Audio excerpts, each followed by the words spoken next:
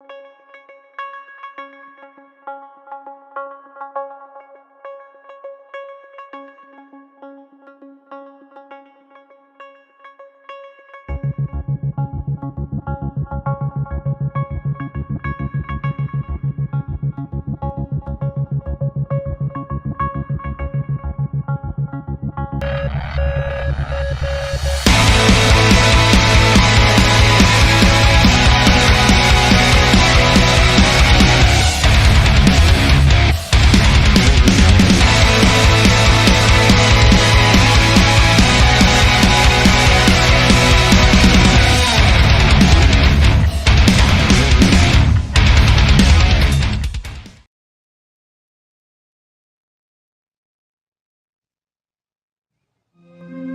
house looks just like the one next to it, and the one next to that, and the one next to that.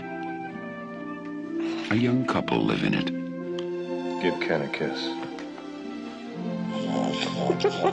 You are so obnoxious. With their 3 children. Of course, you got to kind of chew each bite 10 times. And something more.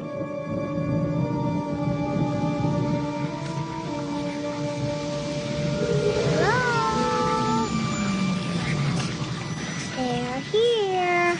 Sweetie, remember last night? Do you remember when you woke up and you said they were here? Uh-huh. Well, who did you meet? Who's here? TV people. Something's funny going on here next door. Something, We were wondering if maybe you had experienced any disturbances lately. What kind of disturbances? I don't know what hovers over this house. I've never sensed anything like it. That thing is in there with my baby! They're hundreds. Now Steven Spielberg crosses a frightening new threshold into a world within our own. Its form is revealed. What is it? Its focus is clear. And the games are over.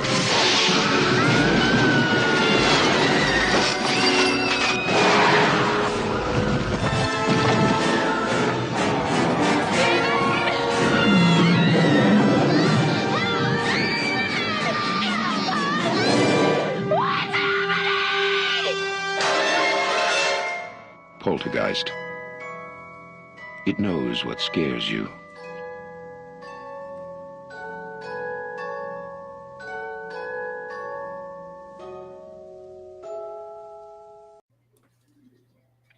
And what is up, Gorehounds? Welcome to the Gore More Podcast. I am your not so mean Fluff Master Supreme, Big Johnny D, bringing it in. However, we're a little light today, so it's just Steve bringing it in with me. Yeah, buddy.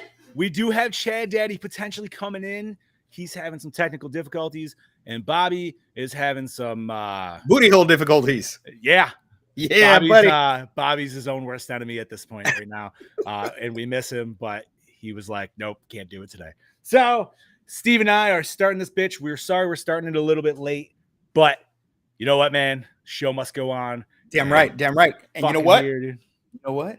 Do we have? I mean, it's just us. We're the dynamic duo of the dead. Yeah. I like it. Yeah. I feel like I should be wearing Ghostbuster shit right now, honestly. I know, right? Yeah. Fuck yeah. I mean, I could have came We'll in talk with a about PKE that. meter. Yeah, right, dude. yeah, Absolutely. Yeah. But before we get into this phantasmic episode of yeah, you like that? I like it. I like it.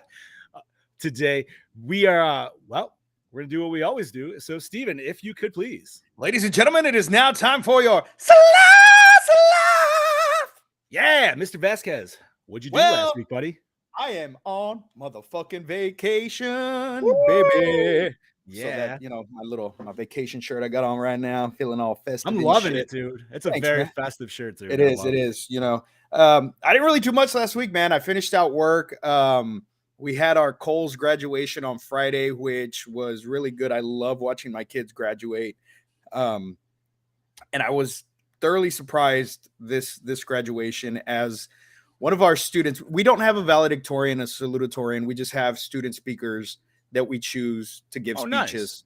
So one of the students that gave the opening speech, she thanked me in her speech, and it made me like super emotional. Oh, dude. You know, she was like, if it wasn't for Mr. Vasquez, you know, he was my shoulder to cry on. Like he was there when I had all these problems. And, you know, if it wasn't for him, I wouldn't have graduated.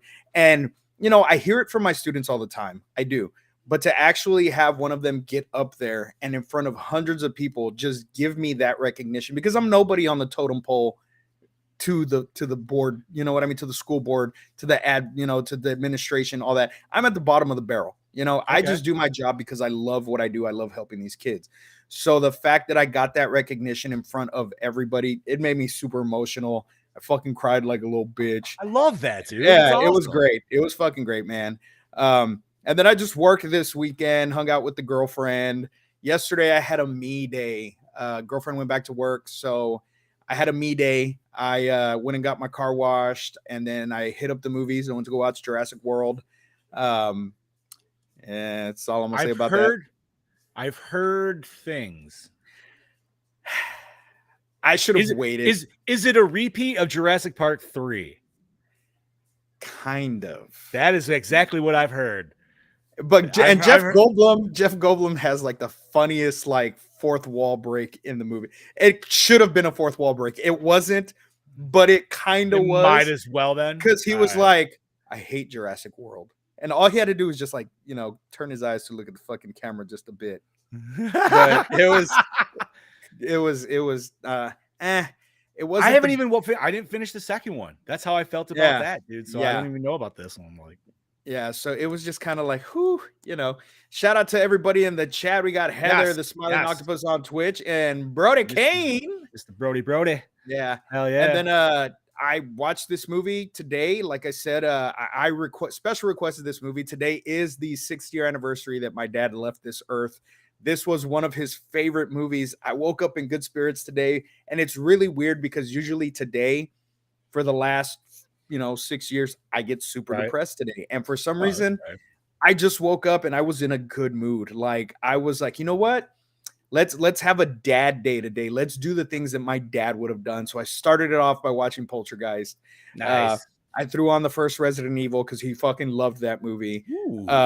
I watched Underworld because he That's fucking so weird, dude. Because I was actually looking at Apocalypse today. I was gonna just watch it, and I didn't. But damn, yeah, he fucking loved all the Resident Evil movies, but I wasn't about to watch them all. And then, and I don't think he saw the last one in that series. I don't think he was around for that, for the last one in that original series. But and then I watched the first Underworld, and for dinner, I am planning on having a double meat, double cheese hamburger in his honor, because that was his like favorite meal. He fucking loved double meat, double cheese hamburgers. So I'm gonna go to Whataburger. Is that just a double cheeseburger, or what do you mean when you say double meat, double cheese? Like I'm assuming it's just 2 patties, 2 pieces. Yeah. That's what it's called, a double meat. Well, you got double meat, double cheese Whataburger was his meal, and then you throw some bacon on there. Jalapenos. Well, he would put jalapenos. I'm not a jalapeno guy, so sorry, Dad. Sorry, Dad. Like a little. What about a little bit? Just a little bit, like a light jalapeno. It hurts my stomach, man. I can't I can't really do spicy foods. Like it just does not work for me. And then that was it, man. And now I'm here with you, buddy. How was your week? Oh, my week was fan-fucking-tastic, dude. So did the grind. That kind of sucked last week. It was I'm not gonna get into that, but needless to say, there was one of those moments where I was just like, dude, I'm about to walk the fuck out. Yeah. Damn. Yeah. And I usually never, ever get like that, but whatever. I was, as you know, and Brody and some other friends out there, I've been busy working on my Leatherface cosplay. Yeah, buddy. It looks fucking amazing. I hung it here, so I got my apron done. Let's see if I can get out of the fucking way. But it's nice and wet looking, and it's dirty. It looks like a Taco Bell bathroom, as it should. Blood and dirt combined. So Chipotle bathroom. That's that Chipotle bathroom. I've never eaten Chipotle. Neither have I. But I've gone to I go to like Moe's, or I've gone to like local places. There's a place called like Mesa Grande. I've never gone to Chipotle. I don't know. Yeah, we have one called Freebirds. I don't know if you guys have that. Freebirds is kind of similar. Nope. Okay. but the food's way better at Freebirds than Chipotle. Fair enough. Other than that, also been gaming a little bit. So for you metalheads out there, as Brody, and I know you're listening, and Steve, obviously. Yes. If you guys got PC, which I know y'all do, get on Steam and check out a game called Metal Hellsinger. Okay. Metal Hellsinger. I'm going to say it again. Now, it's a first-person shooter, but it's an arena style. So if you don't know what arena style is, think like Quake or something. Okay, right? Yeah. Right. So that being said, the objective is this is like the newer style Dooms. So it's heavy metal, dude. Nice. So you got stuff from like Surge. I always fuck up his last name, but from the lead singer from Karkin. Thank you. Lead singer from System of a Down. Dude, you got some shit. There's some female singers on there, dude, and I can't remember their names, but they are fucking fantastic. But anyways, you need to get the hits or the kills on the beats to the music. So it's what like the fuck? Shooter / Guitar Hero. And it's fuck. So dude, and so okay, so there's the cursor, and then the cursor will give you the beat. So it'll line up. It'll be like 1, 2, 3, 4. Like I'm counting it out, and I have to because I sucked at this first, dude. But then you're just like you have a sword, or then you get like a shotgun, or you get like this skull that shoots like fucking fire or whatever, and like you keep the beat. Or you just at least you got to get the hits on the beat. And the better you get the hits directly on the beat, you get more of a perfect score.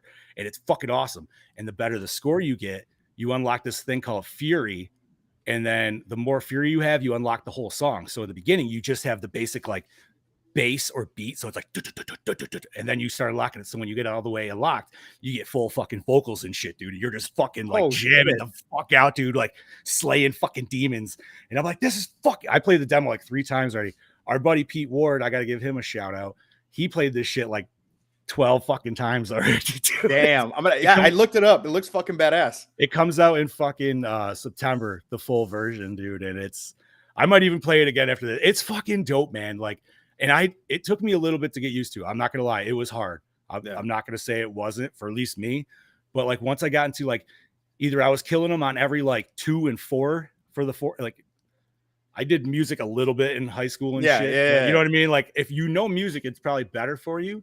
But I believe it was a 4/4 beat for the way like the tempo of it or 4/4 tempo, whatever. So like I was going on the 2 and the 4 every like, and I was like shotgun, like just going with the just and then fucking, like and then all of a sudden like I'm just like fucking jamming out of my computer. I'm like, what is going on, dude? It was the last cool game that had like a dope ass soundtrack like that for me was Brutal Legend. Yes, dude. Yeah, Brutal Legend was such a fucking dope game. It was, but this is just so much more. Like, have you played the newer Dooms? Yes. Like, okay, dude. The soundtracks on those are fan-fucking-tastic. Yeah. This whole game is based off of shit like that. They were like, have you ever played a game where it's just got this massive, awesome soundtrack and you feel yourself slaying to the music? This is that fucking game. Like, nice. And that's their pitch for it. And it's, of course, it's from some like Norwegian dudes or something like that. Oh, fuck. Like, dude. It's going to be fucking badass. Yeah. Right. So, it's fucking, it's fantastic. If you got a computer and you got Steam, go check out that demo. It's free as fuck. You'll probably see Steve streaming this shit later. Yeah, I'm going to download it and stream it on my fucking Twitch because it sounds fucking amazing. Play it a little bit before you stream it because you're gonna get pissed. Probably. No. No, all right. That's the best part of watching me fucking stream on Twitch is watching me fail and fail and fail, get mad, take a breath, and then come back and obliterate that shit, dude. Because that's what I did on Evil Dead. Well, and that's correct. Which, by the way, I also played that, and I finally got King Arthur. So I was like, woo! Oh, nice. I'm on the final chapter right now. Oh, okay, sweet. I got Arthur's sword and I was running back to the fucking portal or whatever, wherever they're and fucking Deadite came from behind and fucking killed me. I was like, no! And that's so deep in, dude. Like, it's so deep. Like, some of those missions are so much like longer than the other ones. Yeah, like, yeah. I still say that timed one, though, where you're playing Ash from Ash from Army of Darkness. Army of Darkness, Ash. Yeah. That was probably one of the hardest levels, dude. I was so frustrated. But then finally, like I said, it took me a while, but then finally I was like, you know what? I got this. I got this. And I fucking, dude, and I did it. And I was like, oh my God, this is the farthest I've got. And then I fucking beat the level and I was like, yeah. Yep. Fucking It is very celebrating and shit. It is a very satisfactory feeling. Yes. I'm excited to see you play Metal Hellsinger then, dude. I really am looking forward to that. But enough about that shit. Let's talk about what the fuck we are here to talk about today. And Scuba, what is that? That is 1982's Poltergeist, released June 4th, 1982. So the 40th anniversary just passed. Not too long ago. I think we were, like a week or two off. Yeah. So, plot rundown. A typical family in a quiet suburb of Normal, California faces a frightening ordeal when its home is invaded by a poltergeist. Late one night, 10-year-old Carol Ann Freeling hears a voice coming from inside the television set. At first, the spirits that invade the Freelings' home seem like playful children, but then they turn angry. And when Carol Ann is pulled from this world into another, Steve and Diane Freeling turn to an exorcist in this horror classic from director Tobe Hooper and producer and screenwriter Steven Spielberg. Directed by Tobe Hooper, Texas Chainsaw Massacre and The Funhouse. Written by Steven Spielberg. You know, he's some like indie director. I've never heard of the guy. Michael Grice, Marked for Death, Cool World. Mark Victor, Marked for Death in Cool World. Produced by Steven Spielberg, Frank Marshall, Raiders of the Lost Ark, Who Framed Roger Rabbit. Now, like I said, watching this, it said at the beginning, also produced by Kathleen Kennedy. And I was going to ask Chad if that was the same Kathleen Kennedy that is running, what is it, Disney or Marvel, whatever the hell it is. Something like that. I didn't know. But you want to take it from here? Yes, I do. Sorry, I was just catching up on Chad Daddy. He said he sent me behind the scenes, so we should be good to go for that. But yes, buddy. All right. Starring Craig T. Nelson from Coach and the Incredibles as Steve Freeling, Jo Beth Williams from Stop, Where My Mom Will Shoot. Fantastic fucking Stallone movie. Yeah. And Wyatt Earp as Diane Freeling. Oh no. Sorry, don't mind that beeping in the back. I was like, what the shit? There's a bomb. It's a bomb, everybody run. No, that was my dehumidifier. She is full. I'll try to take that out later in post, but fuck it, whatever. All right, Beatrice Straight from Bloodline, Endless Love as Dr. Lesh. Dominique Dune from Diary of a Teenage Hitchhiker and Breaking Away as Dana Freeling. Oliver Robbins from Airplane 2, the sequel. Fantastic. Mm-hmm. And Don't Go to Sleep as Robbie Freeling. Heather O'Rourke, Happy Days, and Webster as Carol Ann Freeling. Michael McManus from Police Academy 4, Citizens on Patrol. Wait a minute. Was that the one that Bobcat came into, or was that 3? I think he came in 3 as the... That was the training one, right? Yeah, Citizens on Patrol was the one where they like train... Yeah, okay, yeah. There's so many fucking police. Yeah, because he was in... I think he was in 3 as like the bad... Like one of the bad guys or whatever. Bobcat? Yeah, wasn't he like a gang leader? No. He was a trainee that came in. Yeah, but in one of them, did he play a different role? He was in the gang. Yeah, he was in the gang. And then in the next film is when he like became a cop or whatever. Dude, I'm really pretty don't know fucking if I sure. want to go down you do, Academy road, you do, because you know when you start watching them, you're gonna fucking watch them all. Dude, come on, man. Hightower is the fucking man. Dude. Anyways, all right. Police Academy 4, Citizens on Patrol, and Action Jackson as Ben Tuttle. Virginia Kisser, Mommy Dearest, and Dreamscape as Mrs. Tuttle. Martin Casella from RoboCop 2 and Turner and Hooch as Marty. Richard Lawson from V and All My Children, or is that 5? It's V, right? I thought it's V. Looks like V to me. I always thought of that. Well, I didn't know if it was a Roman numeral 5. You know what I mean? Whatever. Yeah. As Ryan, Zelda Rubenstein from 16 Candles and Behind the Mask, The Rise of Leslie Vernon. Yes. And Teen Witch. You can't forget Teen Witch. Teen Witch. You've never seen Teen Witch? I might have, but I'm brain farting. Teen Witch. It's a cartoon, right? No. It's a movie where she's turning 16 or something. And isn't that Sabrina the Teenage Witch? No. Her name was Louise. And it was a redhead. Do you remember Karate Kid Part 3? Yes. The female in Karate Kid Part 3 was Louise in Teen Witch. Wasn't he in Japan in number 3? No, that was number 2. Number 3 is where they have the bonsai store. Oh, yeah. All right, sorry. I am way behind on that too. All right. So, and the last one is James Karen from Return of the Living Dead and Mulholland Drive as Mr. Teague. Want Yes. to take All it right. away, buddy? Music by Jerry Goldsmith, Alien and Gremlins. Cinematography by Matthew F. Leonetti, Weird Science and Commando. Edited by Michael Kahn, every Indiana Jones film and Jurassic Park. Effects makeup by ILM, distributed by MGM United Artists. Runtime 114 minutes.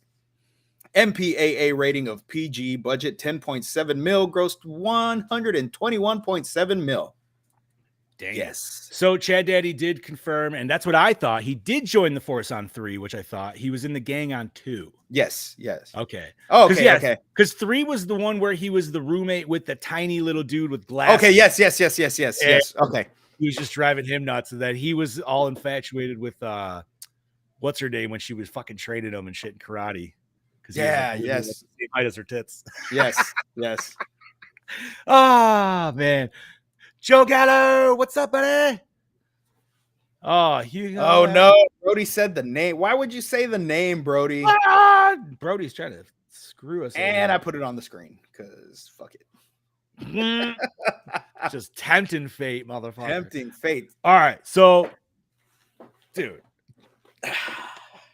to discuss this movie, first and foremost, I'm going to ask, when was the first time you watched this movie? The first time I saw this flick, I had to have been probably about 5 years old. Because I was, just born when this fucking movie came out. But my dad loved this fucking movie. So, like I said, he got me into scary movies relatively early. And this was one that he just fucking absolutely loved. And I remember we didn't have a VCR at the time, but he had the tape. It was recorded. One of his friends had fucking recorded it for him. And so we went to go rent a VCR from Hollywood Video. My mom was not there. I think my mom was at my grandma's or something. So he sat me down. He's like, do not tell your mom I let you watch this movie.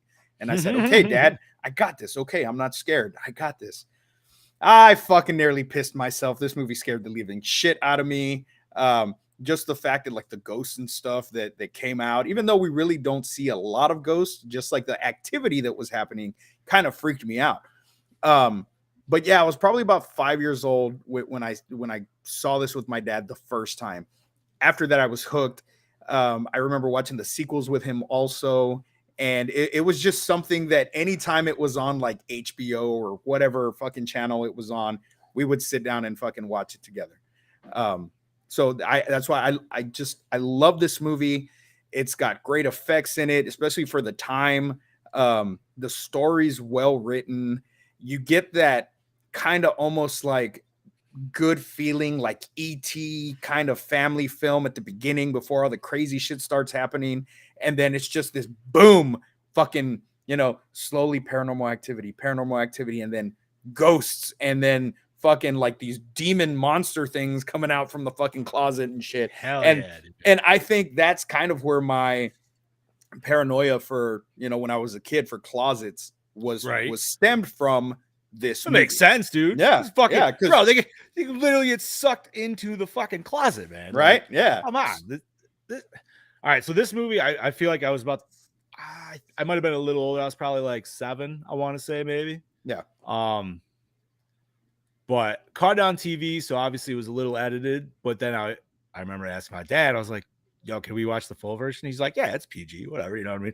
80s PG, full on different.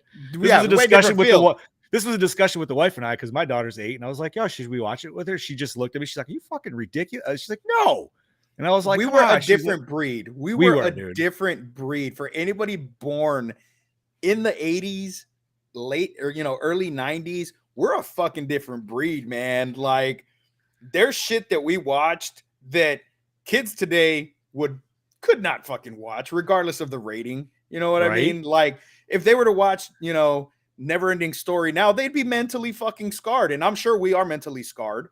You know, I have definitely toyed that idea of showing her that one, but it's so heartbreaking. It is, dude. Like, it is. Because I was about her age probably when I saw that shit. Yeah. But yes, so this movie is it's absolutely fantastic. I remember watching as a kid. It scared the shit out of me, but at the same time, like, I just couldn't look away. Yeah.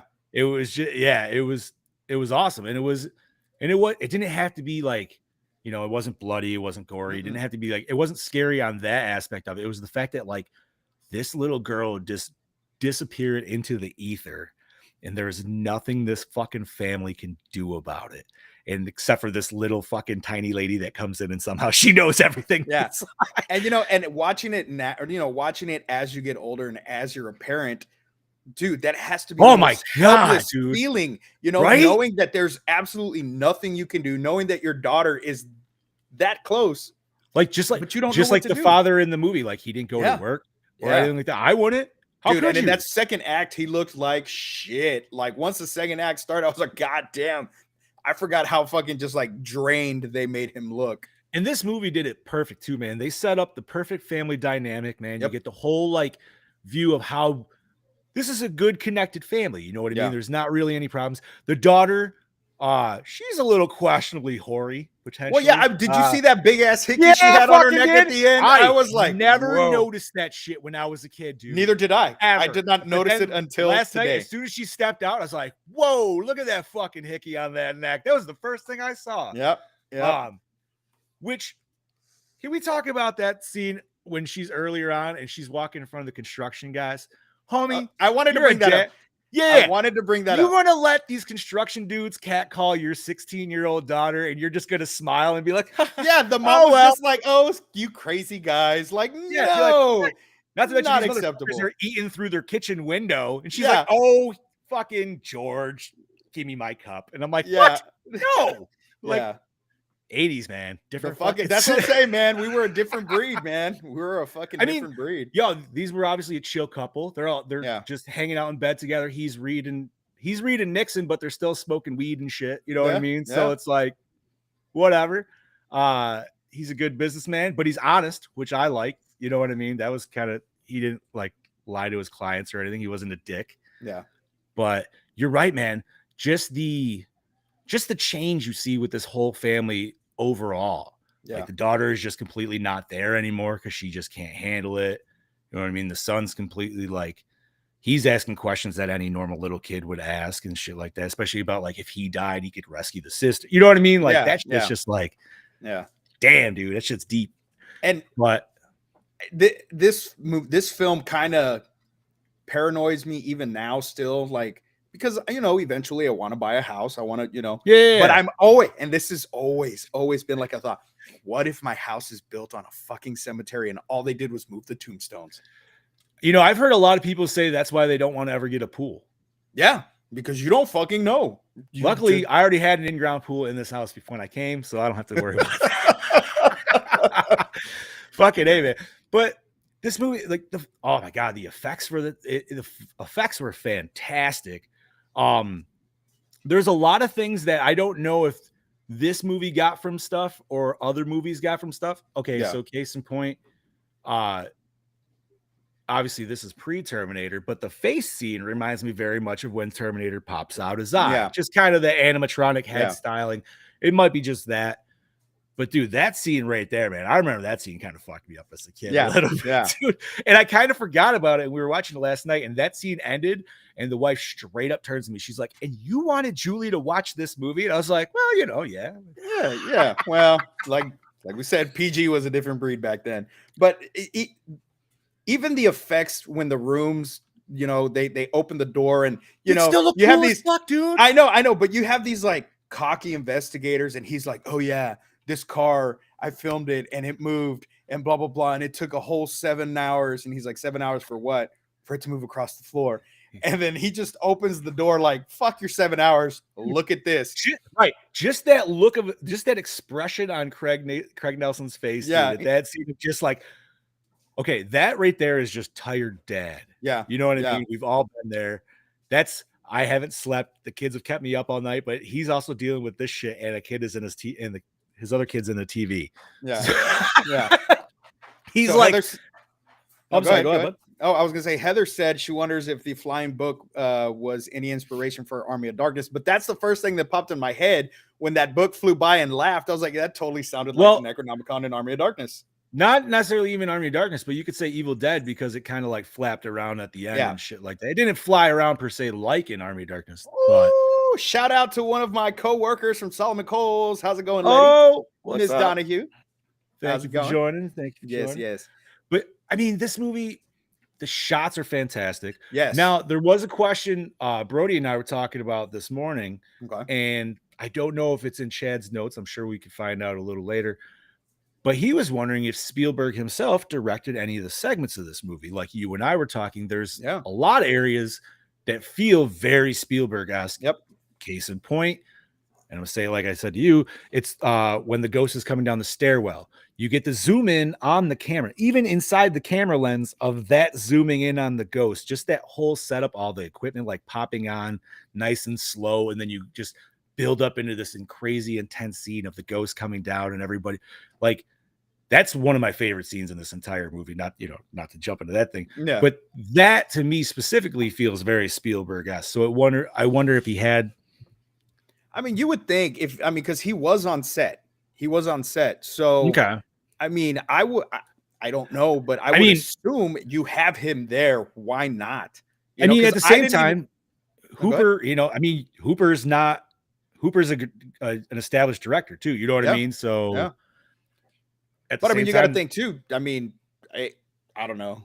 I would assume that, hey, you're here, go for it. You're right. And I mean, come on, man. Even we as the horror community, we love Texas Chainsaw Massacre, dude. Hooper's got a lot more under his belt besides that.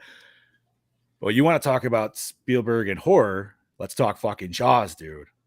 And with just that name and that reputation alone behind, dude. I mean, if I was Hooper, dude, I would also probably be like, "Yo, man, Steve, come here. What do you think about that?" Yeah. I'd be like, you know what? Let me go ahead and let me do it. I got this one. So Chad says he was. It depends on who you ask to how much he directed. He was directing E.T. at literally the same time as this. Thank you, Chad Daddy. Okay. Dropping them knowledge bombs. That's good. No, I know. Get your goddamn ass in here. What the hell?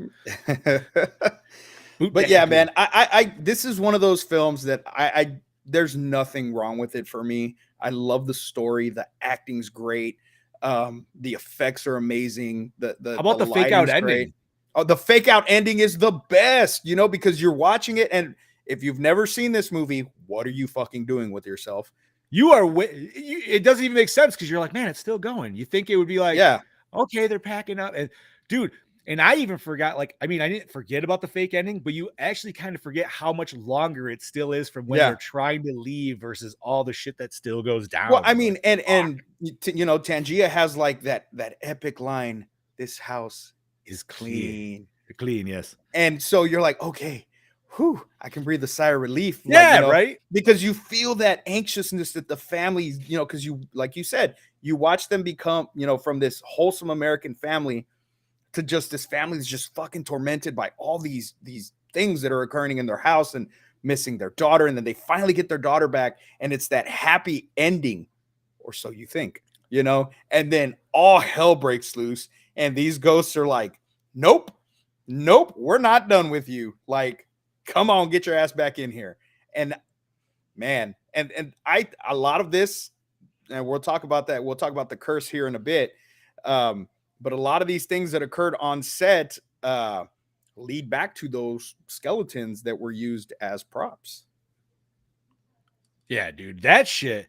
There is some crazy behind the scenes shit with this fucking movie for sure. Sorry, Chad Daddy was letting me know he's just having some technical difficulties on both computers, dude. So okay, so the girlfriend says she wants that we're making her want to watch this movie. To watch this movie. You can come over and watch it tonight, and we'll watch part 2 also because I love. Oh my god, yo, part 2, watching as a kid, and man, if you thought you ever had to have braces, fuck that movie. Yep, that's all I'm gonna say. And that's why I never got, and I will never get braces. I don't give a shit. My bottom teeth are crooked as fuck. I don't care. But we will talk about that if we ever watch part 2. If we ever go, yeah. So, I mean, we both love this movie. I don't think there's anything more we can necessarily fluff about it, but there might be somebody else that could fluff up a little bit more. Fluff it up, baby. Yeah, so we're going to bring in that saucy Aussie, and let's hear what Mr. Kane has to say. Yeah, baby. That's all well and good, boys, but Katie's cutting in. Snip fucking snip. Well, howdy fucking doody there, gentlemen. It is I, your DKB here, back for another episode of Gore, and this week I'm here to talk to you about Poltergeist from 1982. Now, I'll just start off by saying that this came out the same year as The Thing, so you've got these two as a dynamic duo help pushing that horror genre forward, giving it a fucking fantastic name for itself.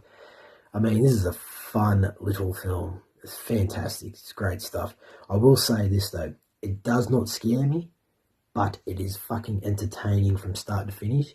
And this is a rare horror film that I find with me personally, that every time I watch it on TV or whenever it shows up on screen, I will sit there and watch it, but yet I will always find something new and different about it, whether it is the fucking cinematography or the actor's performance. It's a rare thing. And I mean, when you got the dynamic duo of Hooper and Spielberg behind this film, director, producer, whatever, you know, there's always going to be these subtle little fucking hints throughout it that you can definitely tell it's a trait from either Hooper or Spielberg. And I also love that as well, because it makes me glued to the TV from start to finish. Now, I'll say this, the acting in this film is fucking fantastic. I mean, this family is so absolutely believable. They're really molded together. They care about their characters, and it creates that emotional depth of character development that I really fucking love, as I say every week. And that's what helps drive and push this story forward. That's the emotional part. We need that with a fucking film like this. Although it is pretty cool to see, you know, the very different creative ways that they were able to conjure up all these variants of different poltergeists. But I understand why they had to use them all, because the twist at the end, the arc of their fucking story comes full circle, and it obviously makes sense and it works extremely well. I'm not taking anything away from this film. I just thought it would be really cool to see one poltergeist terrorize this family.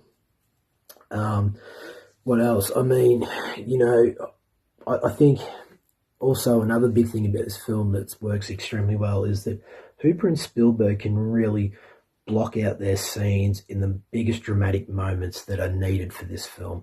And that's what really gives it a gut punch when you're on the edge of your seat in a tense and scary scenario watching this. I mean, it builds that fear and tension for us, the viewer, to fucking sit there and watch this. And it's great. It's great. It gets me every time. And by the time the end credits are rolling, it's a feel-good moment. And that's what you want. That's what you want with a film like this. I mean, the cinematography is fantastic. The CGI is a little bit outdated, but it was fucking amazing for its time. Even some of the practical effects stuff, it was great. And the fact that they went full fucking... they actually used real fucking bodies for the corpses in the pool scene. That's method acting to the fucking extreme. I will say that. I mean, what else can I say about this film that I haven't already seen? I mean, it's entertaining. It works extremely well for what it is. Anyway, I'm gonna have to give this film a Gore score of a solid 4. Absolutely. So I look forward to hearing what you guys have to say about this film, and I will catch you motherfuckers next week. Cheers. Cheers. Thank you, Brody Kane. Solid 4. Not gonna lie, I expected a little higher. I know I'm gonna be giving it higher. Oh, yeah, me too. This might be. We'll get there. So all right. So before we do behind the scenes, yes, which you have behind the scenes, I have behind the scenes, so we are coming fucking fully loaded. But let's talk about what Brody mentioned there. Yes. So he pretty much he feels exactly how we feel. Yep. You know what I mean? Like we mentioned, the styles of these two directors coming together. Well, director, producer, director, whatever you want to say. These two Hollywood men. Goliaths in the film industry. Exactly. That is a good way to put it. They came in and they made a fantastic family horror movie with just a phenomenal story, phenomenal characters, great. Like, obviously the acting, like Brody said, dude, like acting was great. You really feel for this family.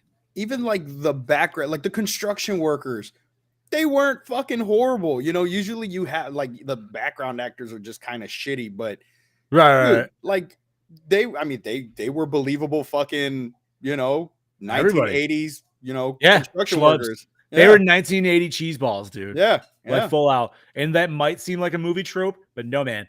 Those guys really exist. They Yep. still exist. Yeah. I might be one of them. But no, man, like this, there's so many good things about this movie.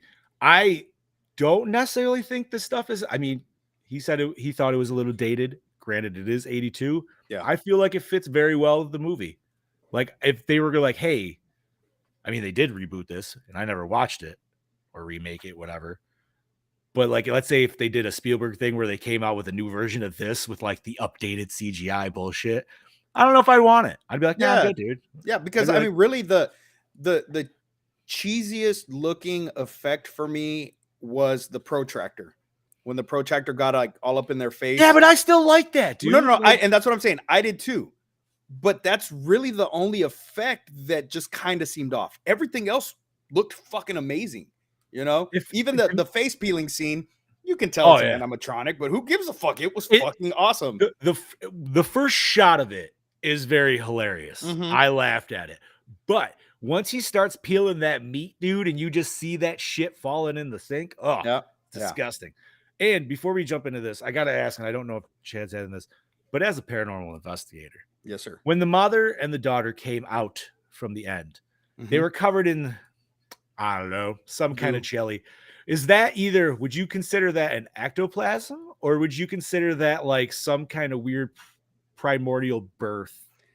Like, so it's like, I feel like essentially like a baby, like a baby coming out. Like that's what I was, you know, that's where my mind goes. But as a paranormal investigator, then I go back to like Ghostbusters. You know, it's that ectoplasmic.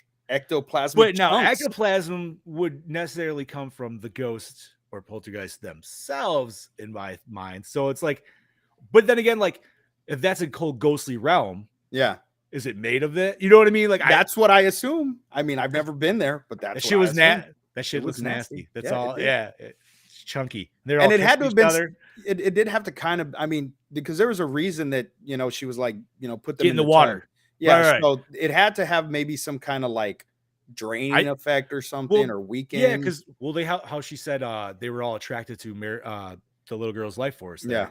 Yeah. That's kind of what I was wondering, if it was like that was same thing on the absorbency. So do you want to go with your stuff? Do you want let me go with my stuff, because this is, you know, this is where I shine. This is, you know, absolutely, this is like a somewhat supernatural Gore and More crossover episode right here, because, ladies and gentlemen, those of you that don't know, this is a cursed film. There was a curse. This is Curse of the Poltergeist part 1, because if we ever do part 2, I will do part 2. So like Brody stated, real skeletons were used on set by the prop department. They felt that using real skeletons would give the scene a scarier feel, and real skeletons were cheaper to use at the time. How fucked is that, dude? So no one knew until after the scene was filmed that they used real skeletons. Many people blame the use of the real skeletons as the cause of the curse. Now, when we start talking about the curse, people are like, oh, well, it's just coincidence. Maybe, but maybe not, because listen to this. One of the incidents that occurred was an almost clown strangulation. So Oliver Robbins was almost strangled to death while shooting the clown scene in the film. The animatronic malfunctioned and squeezed tightly around his neck. If it wasn't for Steven Spielberg intervening, he may have died. They thought he was just doing such a good job acting. They paid no shit, but Spielberg realized, oh shit, this kid's going blue, and jumped out of his chair to go take the fucking animatronic off of him. Yeah, Coincidence? Maybe. But speaking of strangulations, the curse continues. So on the day before Halloween in 1982, actress Dominique Dunn, only 22 years old, was strangled by her ex-boyfriend and left for dead in her driveway of her West Hollywood home just 4 months after the release of Poltergeist. She was placed in ICU in a coma and died 5 days later. Her murderer only spent 3 years in jail for voluntary manslaughter. What? Yeah, 3 years in jail. That's it. That's all he spent. Fucking ridiculous. Yeah. So they had an argument, don't know about what, and he fucking just strangled her in the damn driveway of her home. But man. another death, and probably the most tragic death, and this didn't happen until after they had got done filming part 3, but it's still attributed to the use of the skeletons in the original film because that is where the curse started. So Heather O'Rourke, she died at the age of 12. Those of you that knows Carol Ann. Heather fell ill with what appeared to be flu-like symptoms. She collapsed at home the following day and was rushed to the hospital. She suffered a cardiac arrest, but doctors were able to revive her. And then doctors diagnosed her with intestinal stenosis, a partial obstruction of the intestine. She underwent surgery, but went into cardiac arrest again in recovery, and doctors were unable to save her. She passed away in February 1988, just weeks after her 12th birthday. And it was later reported she died from congenital stenosis and septic shock. So somebody taken way too young. And like I said, this is again attributed to the curse of the poltergeist. Also, Lou Perryman was another tragic death. He played Pugsley, which was one of the construction workers in the film, and was murdered by a convict that had been released from prison. Yes, I do know this one. Yeah. He was hacked to death with an axe. How fucked was that? How fucked is that, dude? He was 67 years old when he died. The man that killed him said he was on a bender and did not remember killing him, but supposedly killed him for his prescription medication or something. Now, this is close call. This actor did not die, but some fucked up shit happened. So actor Richard Lawson played one of the parapsychologists, Ryan, in the original film, and he came close to becoming another victim of the curse in 1992. He was involved in a terrifying plane crash in 1992 when the U.S. Air Flight 405 crashed into New York's Flushing Bay en route to Cleveland, Ohio. The crash claimed the lives of 27 of the 51 passengers, but Lawson was among the survivors. Now get this shit. His luck was with him that day. He was upgraded to first class. Okay. He was upgraded to first class. The person that was sitting in the seat he was supposed to be in died. Had he not been upgraded to first class, he would have died. What? Yeah. So Lawson went on. He went on, and he is now part of showbiz royalty as he married Beyonce's mom, Tina Knowles, in 2015.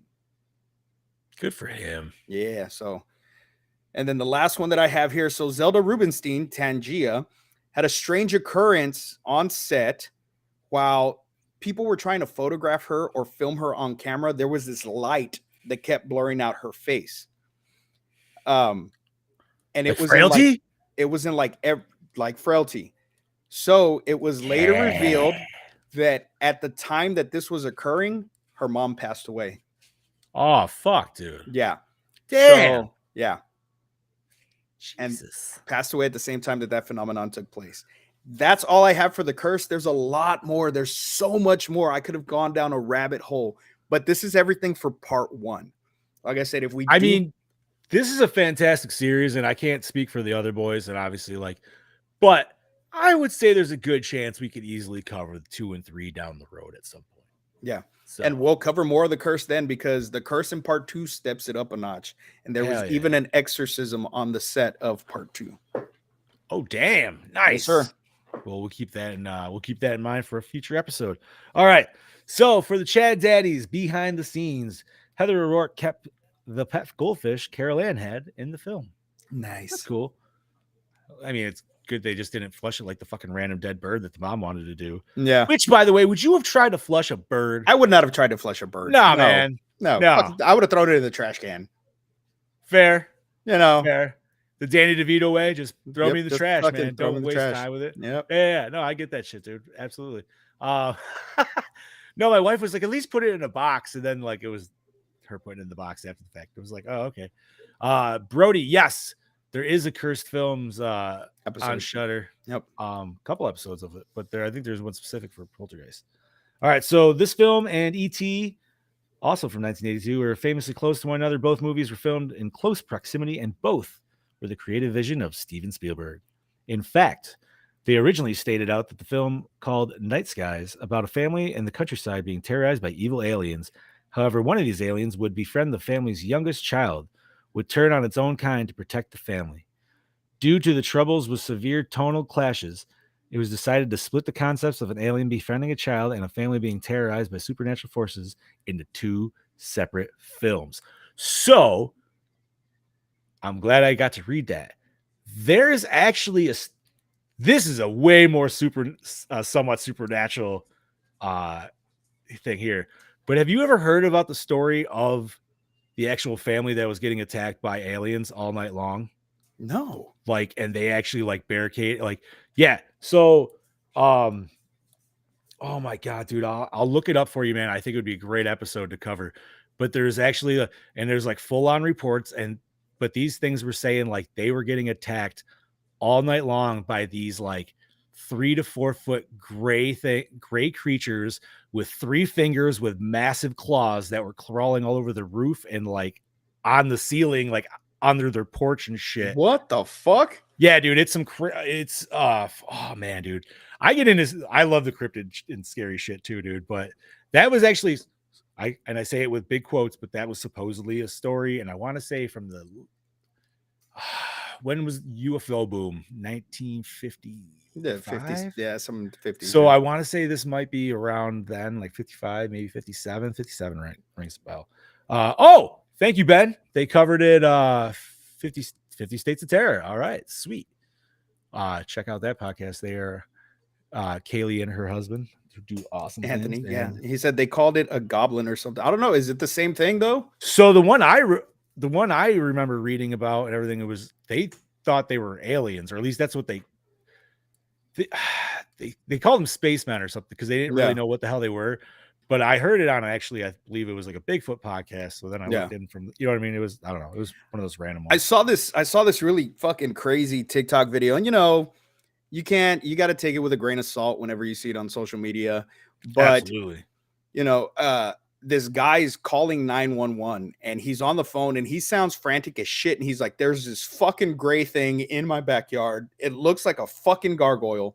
It's moving. Like I can see it. Like I'm looking at it right now. I'm filming it right now. And you see this thing like creeping through the grass that looks like just like a stone gargoyle, but it's like moving and shit. It's fucking weird. And like, I don't know if it was like somebody just joking around and like, you know, they're making like this, you know, film or whatever. But dude, it creeped me the fuck out. Like it was intense. I was like, wow, if this is a movie or something they're doing for a movie, bravo, because this was fucking great. Hell yeah.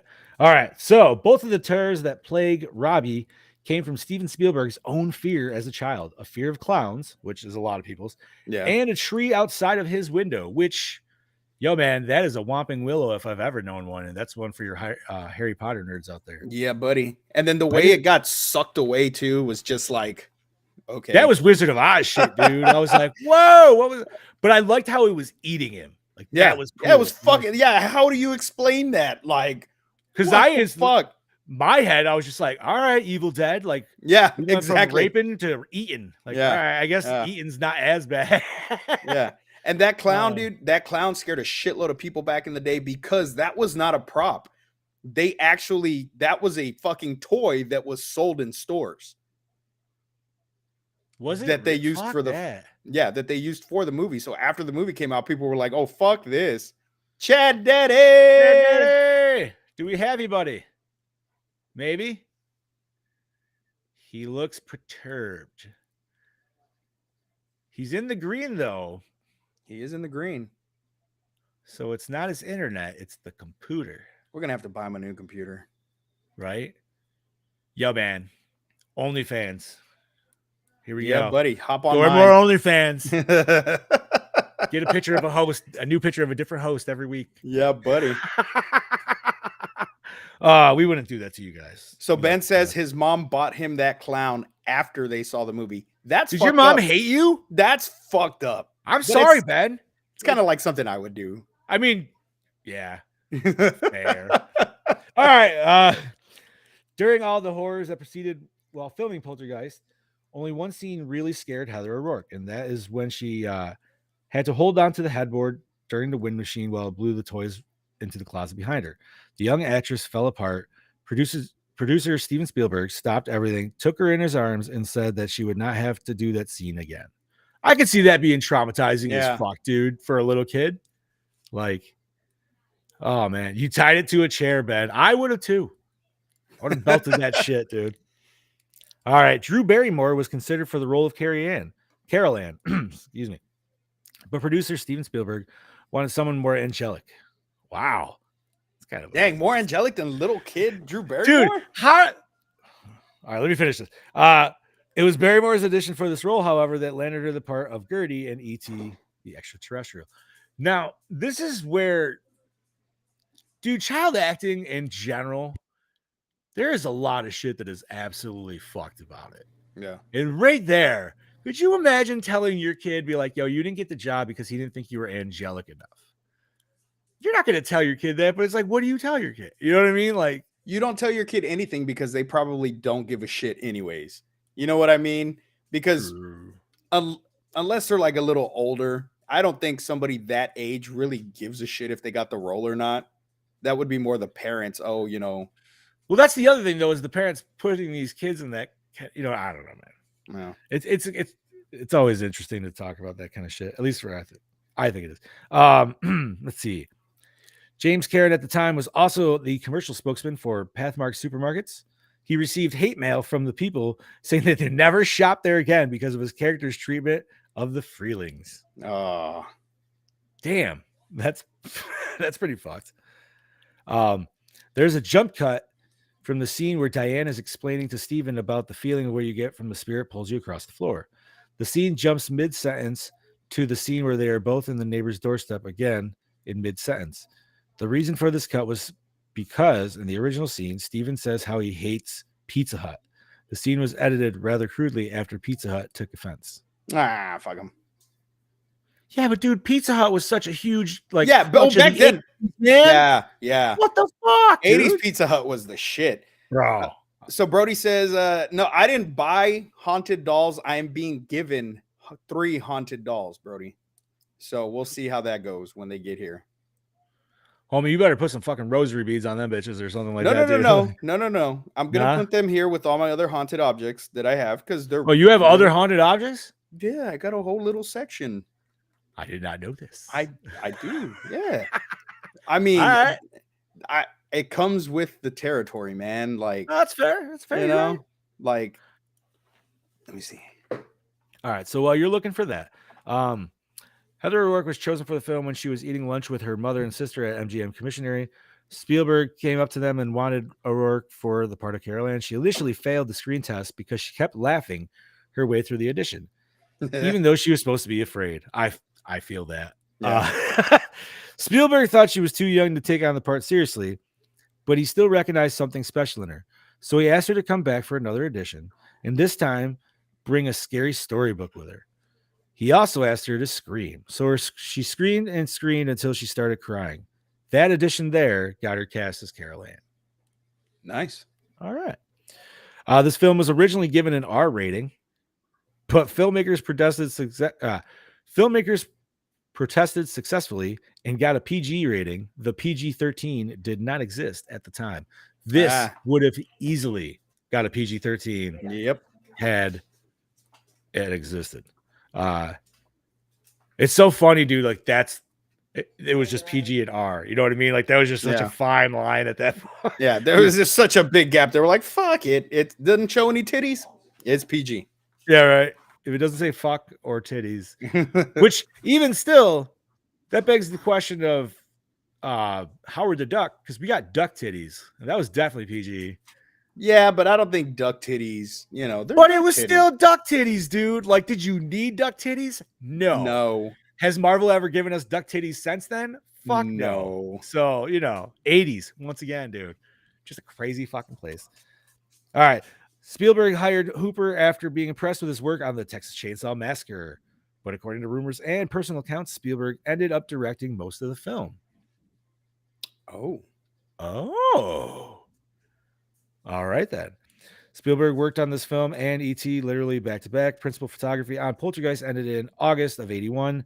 Then Spielberg took a few weeks off and began E.T., while Hooper spent 10 weeks in the editing room completing his initial cut. Spielberg did supervise the visual effects for both films simultaneously. God damn, dude. Like that must have been a busy fucking year, too. Yeah, that's a lot of fucking work, man. Right? Which were produced at Industrial Light and Magic and supervision of Robert Edlund and Dennis Mirren. Once post-production work on Poltergeist began in 82, Spielberg was in total control. He was responsible for the final edit of the film. And then, let's see. So then let's go to Poltergeist and E.T. opened to theaters nationwide only a week behind each other during the summer of 1982. Poltergeist on June 4th and E.T. 1 week later on June 11th. Spielberg later said, if E.T. was a whisper, Poltergeist was a scream. Yeah, buddy. I get some hate on this, but I know Heather said it earlier and I agree. I don't like E.T. I never cared for it, dude. I don't know. I mean, I haven't watched it in a long time, but I mean, it was one of those films that I watched as a kid all the time. But you know what I noticed about, because, you know, everybody always notices, oh, Yoda was an ET. Cool. There was a lot of Star Wars shit in Poltergeist. Did you notice all the Star Wars shit? Oh, bro, that whole room was like covered in Star Wars. Man. And I used to have that Darth Vader poster. Yeah, you did. And I'm thinking to myself, where the fuck did I put that? Because it was the same exact fucking Darth Vader poster. And I don't know where the fuck it is now. So, goddamn, dude. Chad Daddy's got a lot of notes on here. But let me skip some here. Let's see. The hands which pull off the flesh off the investigator's face in the bathroom mirror were the film's producers, Steven Spielberg's. Oh, that's pretty sweet. Spielberg and Kahn edited this film instead of E.T. because Spielberg felt Poltergeist would be harder to edit. Probably, maybe. Yeah, I mean there was a lot more special effects wise. Well, maybe special effects wise, and there's a lot more practical effects in E.T. Obviously, you know what I mean. Like, so. Yeah, but I mean, E.T. was just kind of like a straightforward family film. You know, maybe he wanted this edited to get those fucking scares in this movie. That's true. Zelda Rubinstein was a medium and psychic in real life. This may have had to do a lot with why she got the part in the first place. All right. Let's see. And we got there's a few big ones. And one of the few Steven Spielberg films to not feature music from John Williams. That would have been interesting to have a John Williams score on this. All right.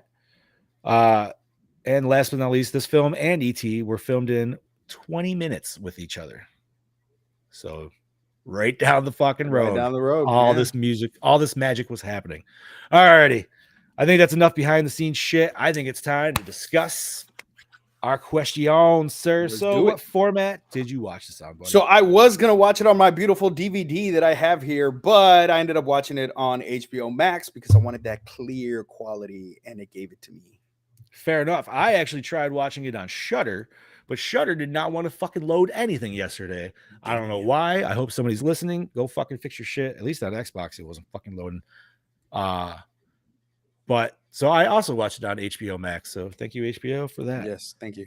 And it was deliciously clean. That's all I could say about that. It's if you have HBO Max and you haven't watched this movie in a long time, go fucking treat yourself. Yep. It's one of those ones, dude, that's like, if you haven't watched in a long time, man, really go watch it. And like, you won't be disappointed. It's like watching it for the first time again. It really is. Like, I've only met one person in my entire life that said they did not like this movie. And I didn't even know how to take it. Was it male or female? Female. May she have diarrhea the rest of her days. She's still a friend, but I didn't know how to, like I said, I showed this to my buddy and he was dating his now wife at the time, girlfriend. And him and I were like, he's my horror buddy that I do all this shit with, but he's never seen Poltergeist, man. And I was like, you've never seen fucking Poltergeist? So this is for you kids out there.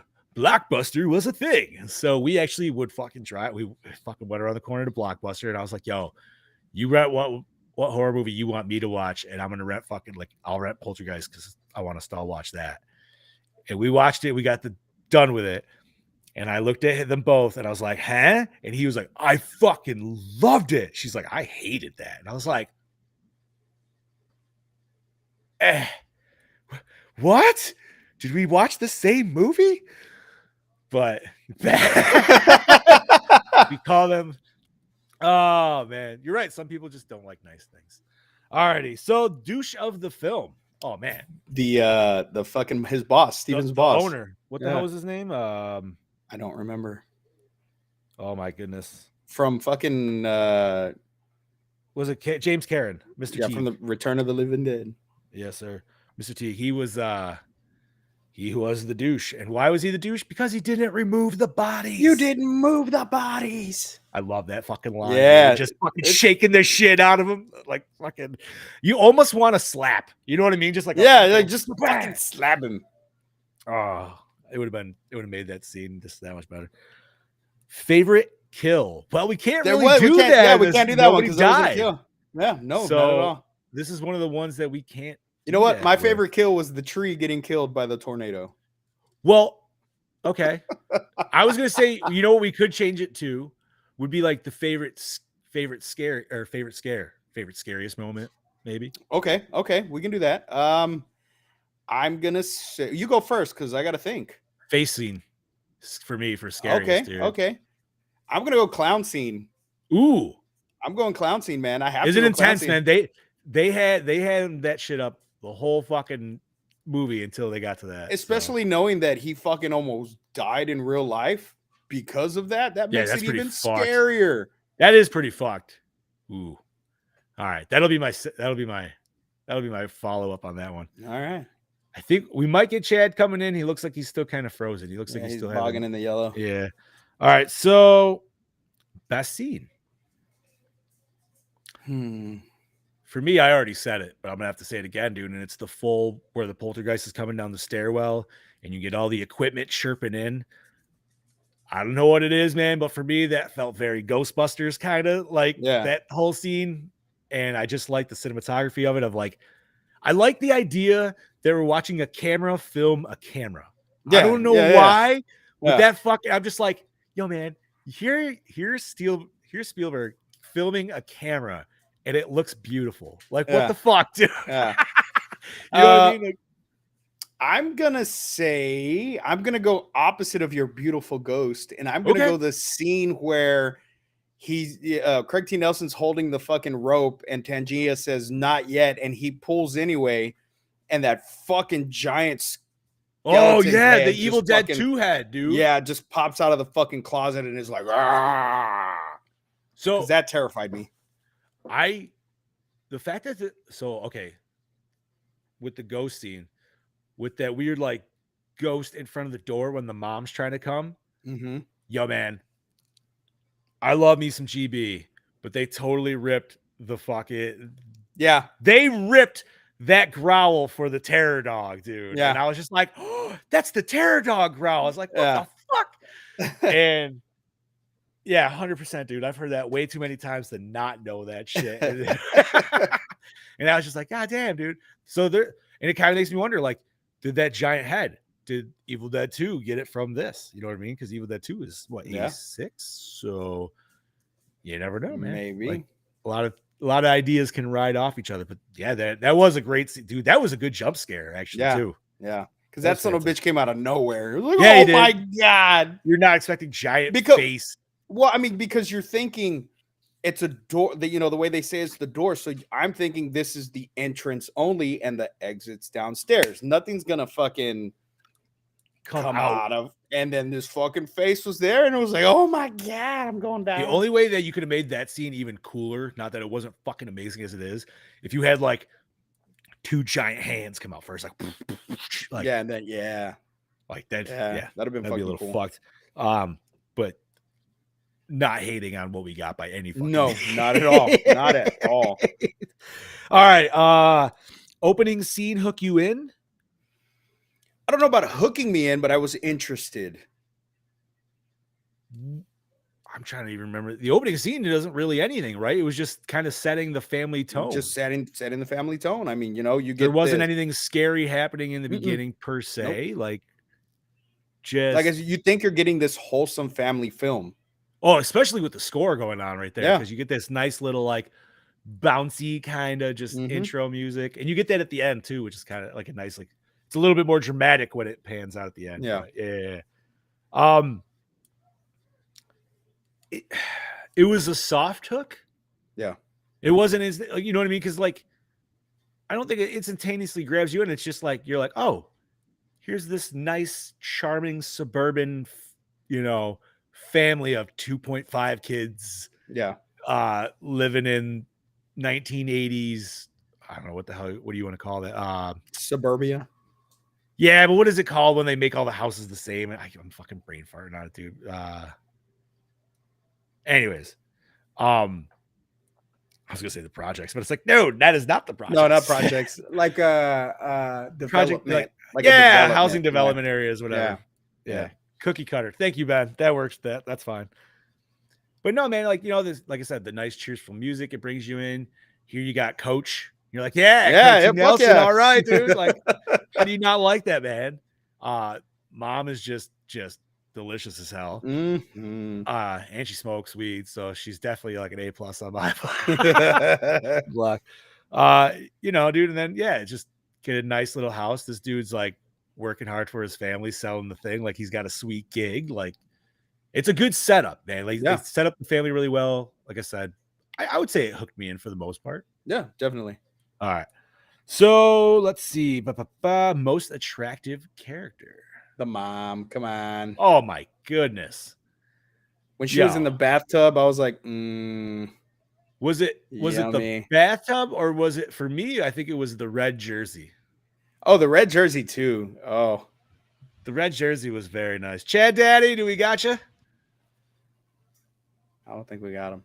We might have him. He's full green. He's full green. I don't understand. He is full green. But he's checking his other laptop. All right. Yeah, me too. She is just an absolute smoke show. Now, was it you or was it Chad Daddy that brought up last episode about the weird age discretion between the potential parents and stuff? No, I don't think I said anything. It might have been Chad Daddy then, because I did notice it.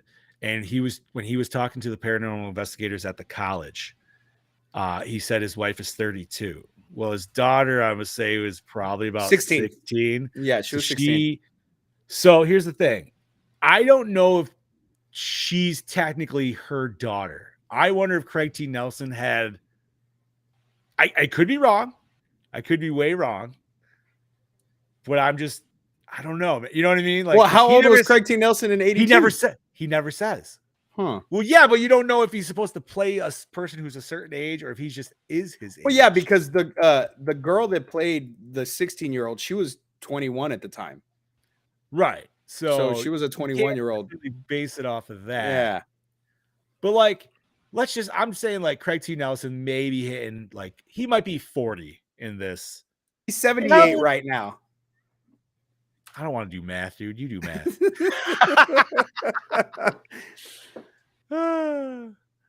Fuck. So 40 years ago, he would have been 38. Yeah. Oh, okay. So I mean, it works. No, that's not too bad. That's only a 6 years difference. But you got to remember too, if she was 32 and the daughter was 16, that means he was in his 20s. Correct. Now, I'm not condoning it by any means, because things. But it was happened. a different time. It was a different time. But that was 70s. Yeah. You got to figure that happened. Yeah. Well, no, because if this is 82, so you got to go 16 years. This was 60s. So yeah, dude. Yeah, different time. Come on, different time. Yeah, everybody's fucked up on drugs at that fucking point. Chad Daddy looked like he was in a fucking like rap mode. Like, I know, right? What's up? So homie? what you want? What you want? Yeah. All righty. It's a good episode. This is fun. All right. So score set the mood. Yeah. Yeah. Fuck yeah. Fantastic, dude. It's catchy, dude. Like, yeah. Yeah, you know it, dude. You hear it. You might not know it right off the bat, but if you heard it, you're like, I know that. And then somebody's like Poltergeist, and you're like, yes. Like, See, and this is something for you could play that song for somebody that's never seen the movie, and it sounds like this wholesome little lullaby thing, but then you show them the movie and they're like, oh, what the fuck? I also feel like it would be very fitting for Freddy. Oh yeah. Just Yeah. in my personal thoughts. So best song, I don't really know if there was any. I don't think there was. The one gentleman was listening to something in his headphones that you heard for a brief second, but I do not know what it fucking was. I tried listening to it, but I would just say the Poltergeist theme is probably the best song on it. Yeah. You know what? I'll agree with you on that, homie. We'll go with that. Favorite character? Dude, Tangia. the little psychic, yeah. Tangia. Come on, man. How do you come on? I fucking loved her. She was like, I always wanted to meet her in real life. Right? I was super sad when she fucking died, but so because you know, knowing that she actually was a psychic medium, and you know, like the shit that she was portraying, she actually did in real life. So she was just always somebody that I kind of looked up to, you know. Well, and yeah, and she had character. One of the best lines, and you know what it was, dude, and you probably do. It was in the bedroom when the mom was like, "What are you doing?" And she's like, "I'm going in after." And she's like, "No." She's like, "She's not gonna know you." She's like, "You're not gonna know you." She's like, "You've never done this before." And then she's like, "You're right. You go." And I'm like, best. Like, here is a terrifying moment in this movie. Yeah, it is absolutely like this woman is about to. Yeah, this woman is about to go through a fucking ghost portal to try to potentially find her daughter. She has no idea what's on the other side, and just had to throw that. It was fantastic. I love it. Hey, look, we have a viewer from the Ukraine. How's it going? Hello. Oh, what's up, sir? How you doing? I would try to pronounce your. I would try to pronounce your name, but I don't want to. I'm not going to go with the last one because you know what's sad is I'm Ukrainian, but I'm not that. Yeah, I can't say it. I can't speak it. We're fucking shit, dude. Just the last name. Righty. So, was it scary? Yes, honestly. Yeah. I think it's for a multitude of reasons. I think as a child, and I know personally, scared the shit out of me, dude. Yep, scared the shit out of me. As a father now, absolutely also scares the shit out of me for totally different reasons, because I could never imagine losing my child in a situation like that and being completely fucking helpless. Not, you know what I mean? It's like, it's one thing to like see your kid die off in a horror movie, like you know they're dead, whatever. But like she's not dead. Yeah, she's just there and you can't reach her. Yeah, she's in the ether and she's screaming for help, and she's all, you know what I mean? Like, how did, like, that breaks you as a parent. You can't.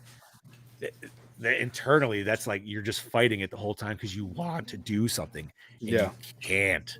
And yeah, that's absolutely fucking terrifying. I honestly think, and it's funny, man, as out of all the horror movies we usually watch, we usually never say it's scary, but this one being a PG movie, but I mean, scary. Like, dude, look at the powerhouse behind it. It's a scary fucking movie, man. And to know the shit they actually went into it, the fact that they use like real skeletons or anything. Like, that's up, dude. That's even scarier. And then like knowing the curse that's behind this film, like, yeah, man, all the way around, this is just a scary film. When Brody said true method acting to its finest, I fucking lost it, dude. Not that you guys can see us behind this thing, but Steve and I were watching each other just die, dude. I was like, oh, fantastic. That's method propping right there. Oh, right, dude. Alrighty, so let's see. How does it hold up today? I think fantastic. It's great, yeah. Fucking, I mean, with the exception of, you know, some of the things that occurred as far as like, you know, the way that.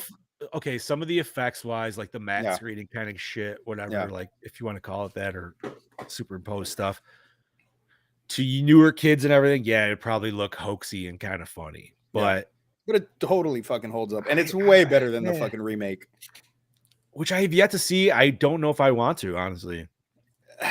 I haven't seen it in a long time. I don't remember if I liked it 2014, 2014 or 15. I think it was 15. Yeah. I was gonna say, I knew it was in the mid somewhere on there. I think I only saw it once, so that should say enough about that. Fair enough. How was the acting fucking perfection. Everybody was a great actor in that film, even Carol Ann. Like, there's a lot of child actors that just really can't pull it off, and fucking perfection, man. Perfection. Heather O'Rourke did a great job. Yeah, I agree 100%, Steve. It's nobody did bad in this film. Everybody, like, you felt for everybody. The only person I feel like besides like the actual one who is the douche, is like I could care less about the 16-year-old daughter, just because like, meh. She was annoying and she was just off whoring it up anyways the whole fucking time. Like, but whatever. But you know what? At the same time, maybe it was the mom. And maybe it's just, apple doesn't fall far from the tree. Maybe that's just how it is. All right. So cinematography.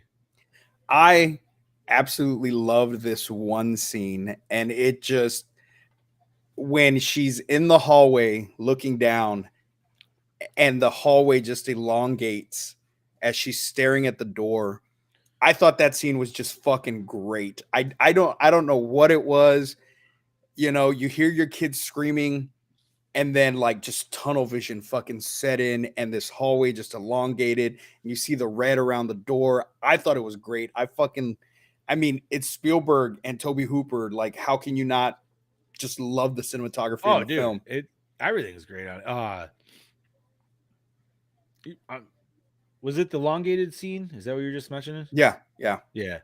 What else was that in? Was that Shining that they did that in? They've done it in a lot. They've done it in a lot of different movies. I always loved that shot though. Yeah, like, that is just because that is a weird like paranoia-esque just like mind fuck for sure. Yeah.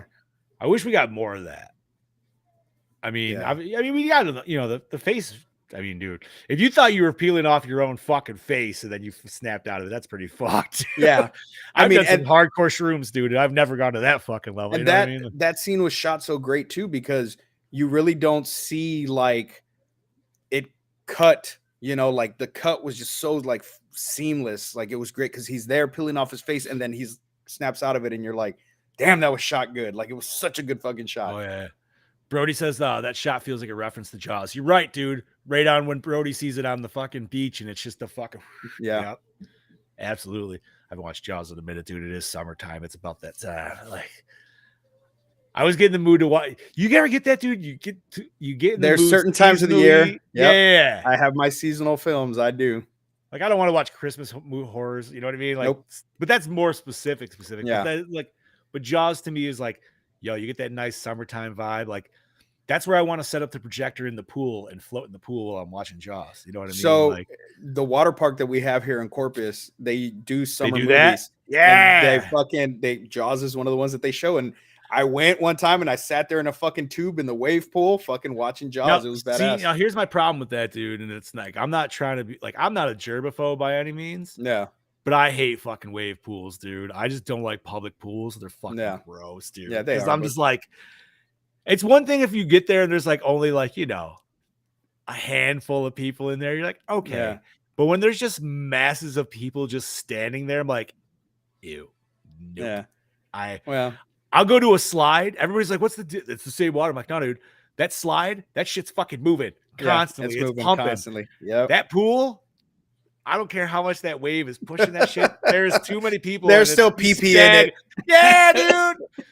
Listen, man, you know what scarred me? This is full side note, but when I was a kid in a wave pool and I was swimming one time and I was under the water and I floated right into a Band-Aid. And from that fucking moment, I was like, oh no, done.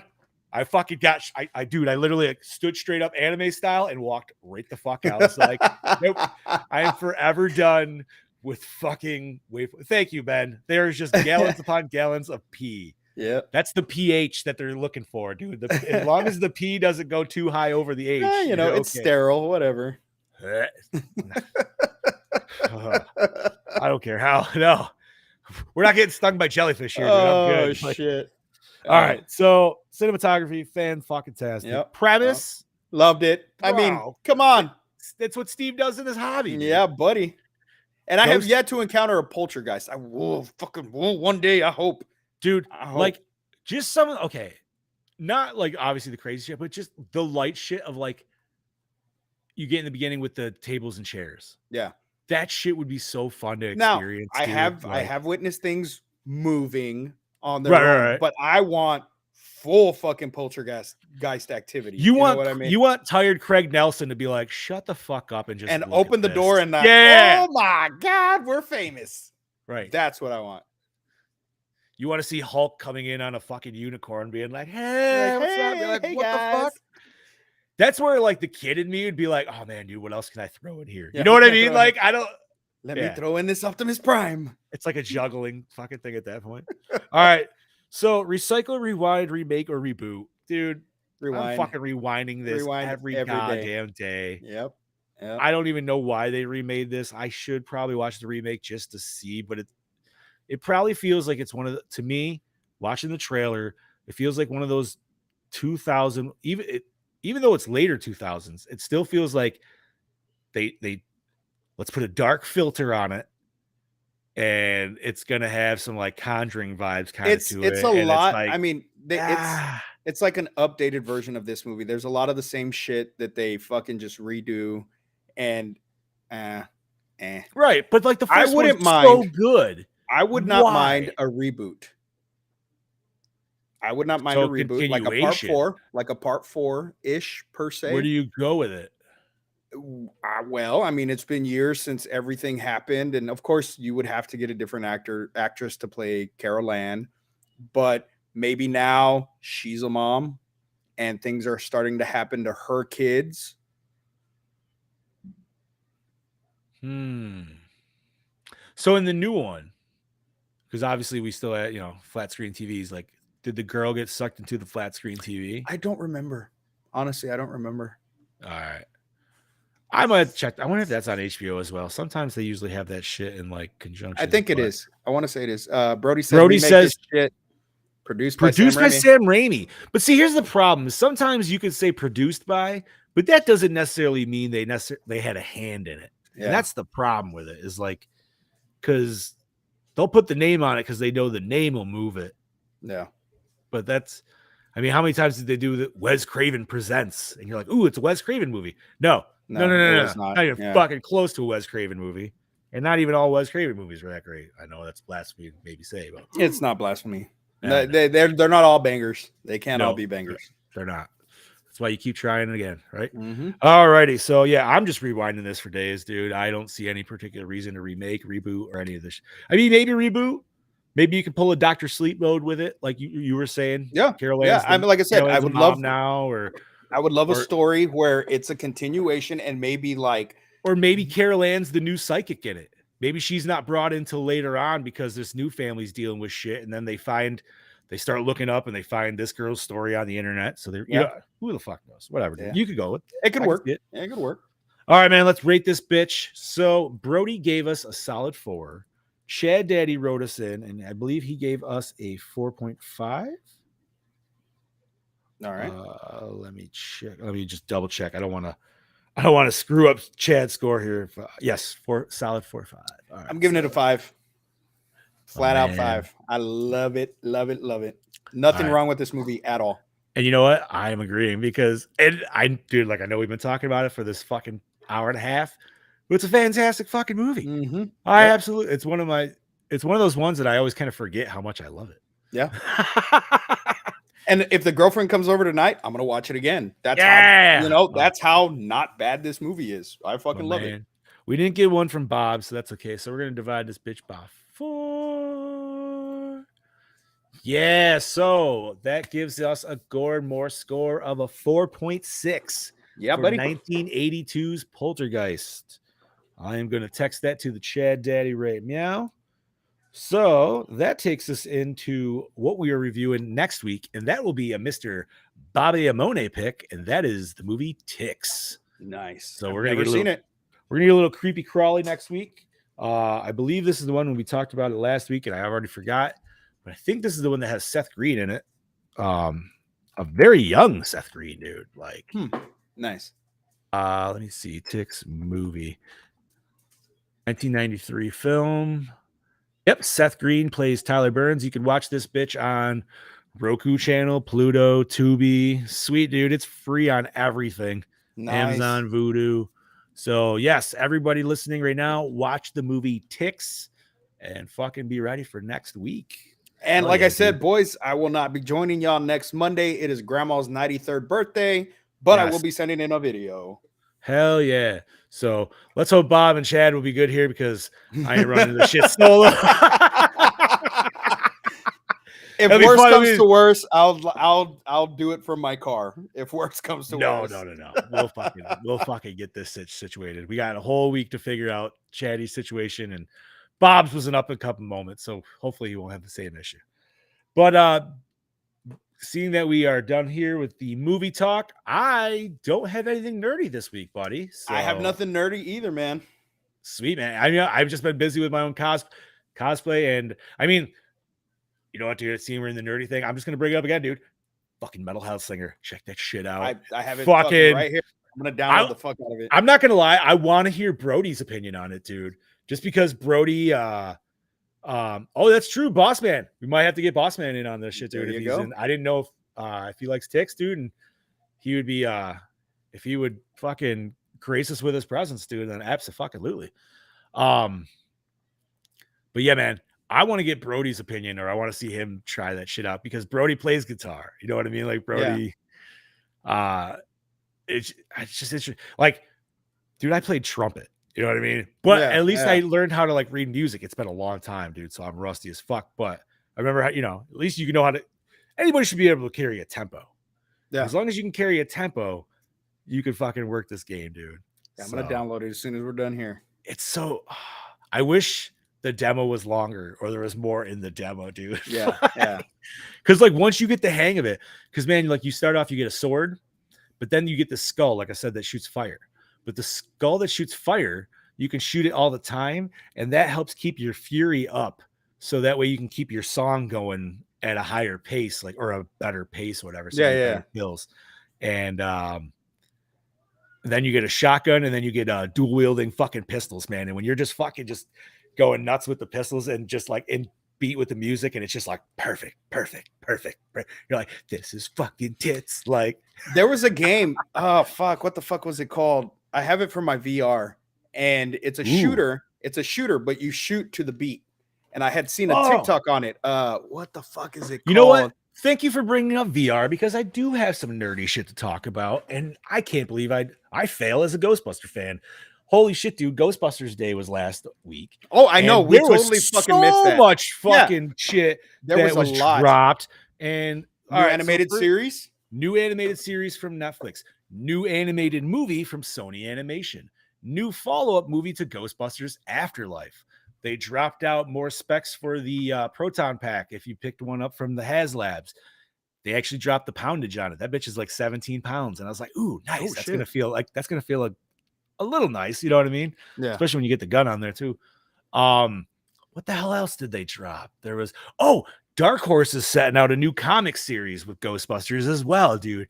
So like, yo, if you're a GB fan, you just got showered on with some good ass shit right there. That is for sure. I'm sad, man, because I got rid of Netflix, but they're really trying to make me fucking come back to that shit. I'll give you my login. You can have my fucking login. No, I remember they're gonna get rid of that shit. They even said, fuck them. They it's say not that. the same IP address. Yeah. But all right, man. So I mean, is there anything else nerdy? I got nothing, man. I can't. I'm trying to remember. There's nothing I can think of I mean, E3 happened, but I didn't watch. There's nothing. So. First of all, I mean, my buddy Pete Ward, he filled me in on the Xbox panel, which is sad. Like usually most Xbox panels, they didn't really talk about shit. I don't think they did the Nintendo one yet.